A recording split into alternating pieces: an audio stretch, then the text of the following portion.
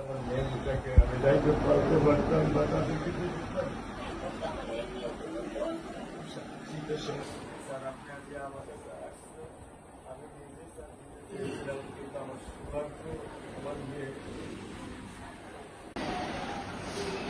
আপনি স্যার বিশ্বাস করবেন না, আমার স্যার ৫৫ বছর বয়স, আপনি মনে করতে পারে স্যার শেরপুরে লীগের একজন নেতার একটা বাচ্চাও স্যার মারা গিয়েছিলেন, আপনার মনে হয় স্যার হয়তো বা স্মরণ আছে। ভালোবাসা আর ঋণের কাছে স্যার আমরা ঋণী, কিন্তু স্যার আমার মারা যাওয়ার পরেও আমার আম্মার যে কষ্টটা দেখেছে আপনার স্যার কিছুটা আমি বুঝতে পারি। আমি এতটুকু আপনাদেরকে বলার জন্য আজকে এখানে এসেছি যে এটা বিচারিক ছিল। অনেক কথা বলতে পারি, কথা আমি বলতে চাই না। ইনশাল্লাহ এতটুকু বিশ্বাস রাখেন যে আল্লাহর মধ্যে যাতে এটা বিচার আপনারাই দেখবেন।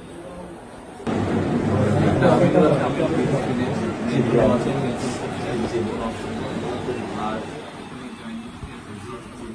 আসামিকে ধরা হয়েছে, ব্যবস্থা করা হচ্ছে, এরপরে বিচার ইনশাল্লাহ আইন উনিও কন্যা সন্তান, আমিও কন্যা সন্তান, উনিও কন্যা সন্তান। কাজে আমরা জানি কন্যা সন্তানের কষ্টটা আমরা একটা ছবি ছিল স্যার, কিছু বলে করেন না, আমি শুধু আপনি মেয়ের বাবা, আপনিও স্যার একজন মেয়ের বাবা। শুধু একটা আমি দৃশ্য আপনাকে স্যার দেখো, আর কিছু দেখাবো না স্যার, আমি দেখবো না স্যার, স্যার আমি দেখবো না স্যার, এটা নিয়ে আমি সারা জীবন স্যার আমি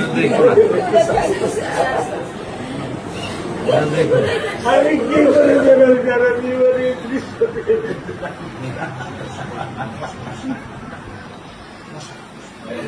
আমার এই দৃশ্য আমি কি দিয়ে পূরণ করবো? আমার মেয়ে শুক্রবারে আমার সাথে মসজিদে নামাজ পড়ে, আমি 3 নামাজ বাসায় পড়ি স্যার, কারণ ও আমার সাথে নামাজ পড়তে পছন্দ করে। 2 নামাজ আমি ওকে নিয়ে স্যার আমার বাসায় পড়ি স্যার। আল্লাহ আমি জানি না, আল্লাহ তো আমার কোন পরীক্ষা ফেলেছে, এই দুঃখ এই কষ্ট মৃত্যু ছাড়া আমার আর কোনো শেষ নেই স্যার, আর কোনো শেষ নেই। আপনার দায়িত্ব মানে প্রধানমন্ত্রী নেবে, আমাদেরকে তো আপনাদেরকে শক্ত হতে হবে না, আপনার তো বড় মেয়েটা রয়ে গেছে, এখন তো ওর জন্য আপনাদেরকে শক্ত থাকতে হবে। স্যার সত্য কথা, আমি যখন ওকে ভ্যানে পাঠাই আমি খুব বল পাই, আমি কালকেও বলে দিছি যে আমি আর ভ্যানে দিব না, তুমি প্রতিদিন ওকে রিস্কায় নিয়ে যাবা, রিস্কায় করে নিয়ে আসবা। আমি ক্লান্ত স্যার, 10 বছর বয়স থেকে স্যার অবহেলা পেতে পেতে পেতে পেতে স্যার আমি আর নিতে পারতেছি না স্যার। আল্লাহ আমার ভাগ্যে দিচ্ছে, আমি কি করবো?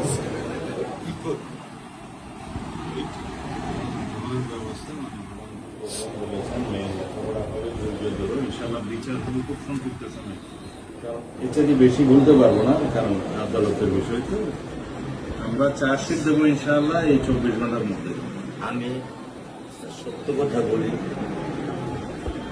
আমার 55 বছর বয়সে আমি এত দ্রুত, এত সুন্দর, এত সুচারুভাবে আমি কখনো দেখিনি। এটা আমি বুঝতে পারছি, এটা তো বুঝতে এটা আমি বুঝতে পারছি স্যার, প্রধানমন্ত্রী চলে আসছেন, এটা আমার সৌভাগ্য। আমি সত্যিকার ভাবে স্যার আমি বলি, আমি এটা স্যার প্রত্যাশা করিনি যে আপনার মতো মানুষ আমার এই 10,000 টাকার একটা ফ্ল্যাটে স্যার আপনি পা রাখবেন, কিন্তু এই বিশ্বাস ছিল যে আপনি 8-10 জন না, যে মানুষ ট্রাফিক সিগন্যালে দাঁড়িয়ে থাকে, নিয়ম মেনে চলে, সে মানুষকে বুঝতে স্যার আমার এইটুকু বয়সে স্যার যথেষ্ট স্যার। স্যার কোন আপনি একটু ধৈর্য ধরবেন, আমি ওকে কোনো নিয়ন্ত্রণ করতে পারতেছি না। আল্লাহ চায় আপনার সন্তানের এই অবস্থার জন্য যে দায়ী তার বিচার ইনশাল্লাহ হবে, সেটা শীঘ্রই দেখুন। আর মালিক যে আল্লাহ তাআলা মালিক, ওনার কাছে সাহায্য, ওনার কাছে সাহায্য চাও, আল্লাহ রহম করলেন সব কিছু দিতে। মানুষ হিসাবে আমাদের যেটা করার আমরা স্যার মিরপুর 10 নম্বর আইডিয়াল স্কুলে ক্লাস 9-এ পড়েছে। টোটাল ওগুলা নিয়ে চিন্তা করবেন না, ওগুলা ইনশাল্লাহ ব্যবস্থা। আপনি যখন যেহেতু বলেছেন, আপনি আপনার কষ্টের কথা বলেছেন, সেই ব্যাপারে আমরা যেটা আমাদের পক্ষে সম্ভব ইনশাল্লাহ বলবেন বোন? না, আমার স্বামী যেটাই করছে, এটা আমার চাওয়া। স্যার, আপনাদের আপনি আমাদেরকে একটু মেহরবানি করে আমাদের খেয়াল রাখবেন, মেহরবানি করে দেন। আমরা প্রথমে সবচেয়ে আগে যেটা এই মুহূর্তে আমরা করতে চাই সেটা হচ্ছে যে এই অন্যায়ের সাথে যে জড়িত তার বিচার আমরা আগে করতে চাই, তার বিচারের ব্যবস্থা আমরা আগে করতে চাই, এইটা আমরা আগে প্রথমে করতে চাই। আপনাদেরকে শক্ত থাকতে হবে, ধৈর্য দিতে হবে, ওর দিকে তাকে শক্ত থাকতে হবে। এক সন্তান আল্লাহ নিয়ে গেছে, আরেক সন্তান আপনার কাছে আছে, ওর কথা মনে করে আপনাদেরকে শক্ত থাকতে হবে, ওর দিকে তাকে। ঠিক আছে?